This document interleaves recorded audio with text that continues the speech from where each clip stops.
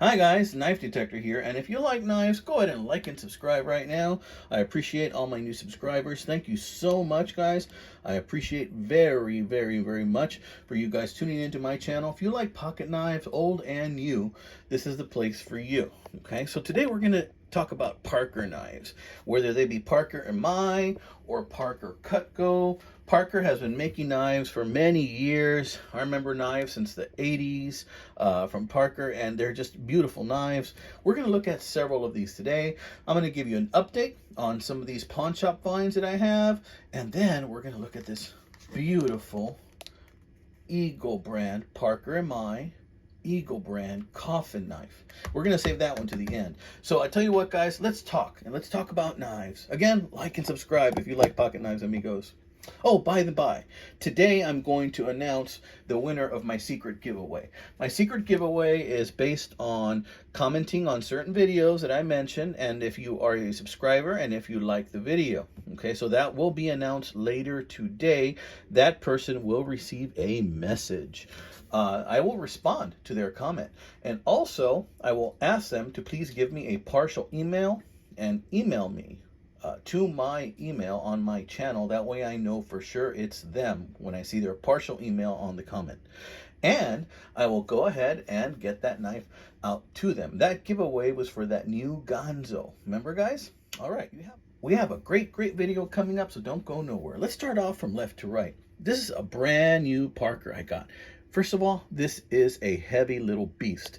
This is 4 inches in the closed position. It did not come with this thumb stud, but I love putting these thumb studs on knives because it just makes these traditional knives way more practical to use. Did you hear that? Did you hear that that snap? Look at this burnt stag. It's got a little crack here, but it looks pretty stable to me, no biggie. Oh man, I really love this knife, right? This knife was very dull when I got it. Guess how much I paid for this beauty? I paid 26 bucks for this beauty, guys. Right now, most people are collecting really nice liner locks, and there's so many awesome companies out there like Gonzo, Civivi, Kaiser. I mean, a lot of companies come and go as far as popularities, but these are the tried and true knives from the 80s, 90s, 70s in some cases. They just keep coming back because if something's made really well, it crosses all boundaries of time, amigo. So look at that beauty. Look at that clip point blade, that long pull nail nick. Right there you see where it says Parker. Right here it says Parker. Is that Parker Imai? No, Parker Cutco. Parker Cutco. Parker, there's several different types of Parkers. Parker Imai, Parker Cutco. I think there's a Parker Frost. I mean, Parker just made so many incredible knives, and I think it had to do with the knife manufacturers. I wish I knew a little bit more about the subject. Those of you that do, please chime in and leave it in the comments. We want to make this an information-rich environment, guys. So check that out. We're going to leave that one open right here. Now, I've already shown you this one. This is a jumbo trapper. Okay, and if you look at this, it's bigger. This is about 4.5 inches in the closed position. Again, right here, guys, this is a Parker Imai. This is an incredible jumbo trapper. Look at that big blade. Oh man, I love this knife. Whenever I carry this knife, by the way, it is pretty heavy in my pocket, but I'm a big guy, so that's okay. I feel large and in charge. Look at that beautiful stag. Man, they just don't make them like that anymore at a price there where you can afford. But Parker knives continue to be very affordable. So I'm going to leave this one open with only that blade. I'm going to put that one up for here for you to see. Parker knives just continue to maintain their value. This particular knife right here, I couldn't find a number designation on what type of knife it is. Just that it says Parker Cutco. But, you know, I've seen that knife go for like $100 or over $100. $26, guys. That is a friggin' steal. Okay, and as you know, I like to put these thumb studs on them. Okay, now this one looked more like this color at some point, but I went ahead and I dyed it. So this Parker has a dye job. This is a Parker K-139. This is one I've had for quite a long time. Check that out. I really like this knife. These knives, again, perfect example. These knives used to run you about $100 if you were going to get a Parker K-139 with stag. Not anymore. You can probably get these for around $30. But if you go as late as maybe 10 years ago, these things were going for around $100. It's crazy how prices fluctuate. If you just wait around long enough, you know, something that you really want is going to become affordable. Okay, now let's take a look at these right here. You remember these? I showed you these in one of my most recent videos. I think maybe the second to last video ago. This is a little buck 444. I went ahead and I made a few changes. First of all, I sharpened it up because it was dull. It had a couple of nicks here, and I just kind of used my Easy Lap diamond hone and kind of smoothed out that nick. This side's pretty good, much better than that one, but took care of that. It's now very, very sharp, and I added a thumb stud. Now, this is an extremely light knife. I went ahead and I put this little lanyard right there just to help me find it in my pocket. And now, whenever I need to reach for something, I have a very light knife because of this buck light type of handle right here, and I can just open it with one hand, and there you go. Easy access, amigos, easy access, right? This guy, because I noticed in the last video that the rubber handle, the adhesive had worn off, I went ahead and I cleaned it up, as you can see right here. To open this, or to close this, you'd have to depress that, and this is a Kershaw. What I didn't notice is that this was a Kershaw Kai. Look at that. See, whenever you would see Kai in the 1990s, that would mean you were getting an awesome knife with quality, because Japan makes some awesome knives, and you always want Japanese steel.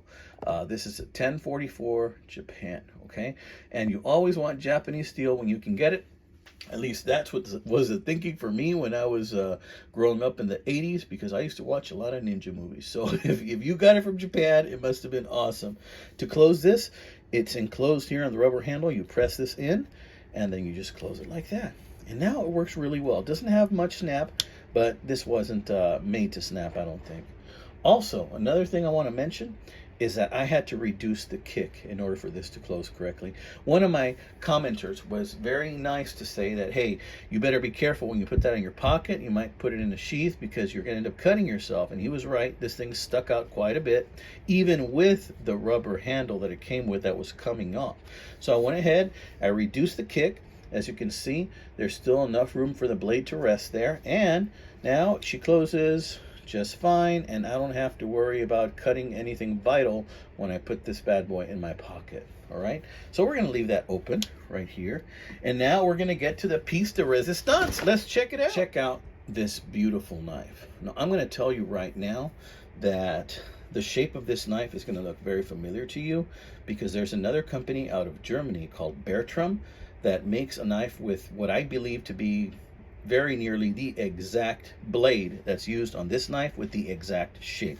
Let's open her up. I don't know which one came first or who started designing it, but this is actually a K-82, okay? New in the frickin' box, amigos. New straight out of the frickin' 80s. Look at that, like a stick of chewing gum. So we're gonna open this up. We're a candy bar. Imagine you're opening a Crunch bar right now. Yum, right? Oh, look, and it even has additional paper in it. Oh my, look at that. Ain't that a thing of beauty? The spirit of America. And notice how these little edges, these little corners are cut off, kind of like a coffin knife, or it is a coffin knife. And there you have the eagle. Beautiful knife, never used, never carried. You guys are always telling me to keep the box. But darn it, I'm going to put this in my pocket. I'm going to use it. And if I'm going to scratch it up, I don't know. Keeping the box doesn't make much sense to me. I know some people sell just the boxes. I've always thought those people that sell the boxes, it just seems a little greedy to me. But I'm going to go ahead and, I don't know. I don't know. Maybe I will keep the box. But I really want to use this thing. So let's take a look at the blade. Long nail nick. No half stop. But look at that. Hear that? It's a thing of beauty, amigos. Parker Imai. Just like this bad boy right here, Parker Imai. Just like I believe this bad boy right here, Parker Imai. Right? And then surgical steel. It's got some weight to it, okay? Because this is a metal, these are metal covers. And is it sharp? Yeah, it is sharp right out of the box. It's got a faux edge, long nail nick, just a beauty of a knife. And with a knife like this, it just slips right into your pocket where you don't even know it's there. Boom, real sweet.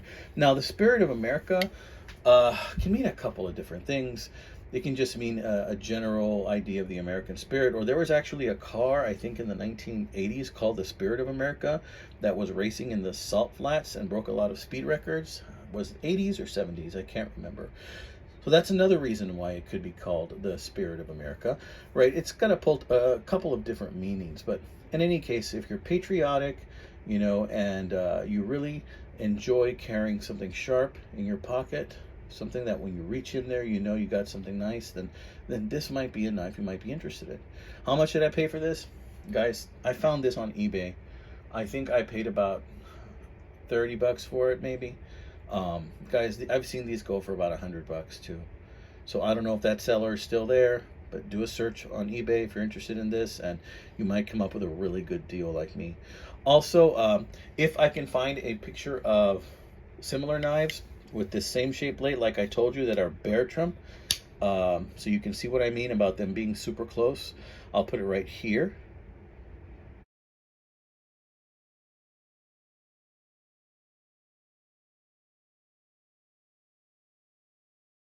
So you can see what I mean. But honestly, this is just a gorgeous, gorgeous knife. So we are going to put that box away, and we're going to put this right here for you to see. Okay, guys, so what did you think about this cornucopia of knives that I had for you today? Stay tuned, because I will pick a winner today. Somebody will get notified, and with instructions on what to do, on how to claim their prize. All right, amigos, this has been another one by The Knife Detector. So if you like these videos, again, please like and subscribe so I can keep bringing you more awesome content. I scour eBay, I scour pawn shops, I scour flea markets to look for interesting things to show my friends, my amigos here on the Knife Detector channel. Y'all have a blessed Sunday. I'm getting ready to go to church in a little bit. Which one will I carry? I think it may be... well, I'll tell you what. Why don't you guys tell me which one you think I will carry for church today? All right, y'all. You have a wonderful, blessed day. Thank you.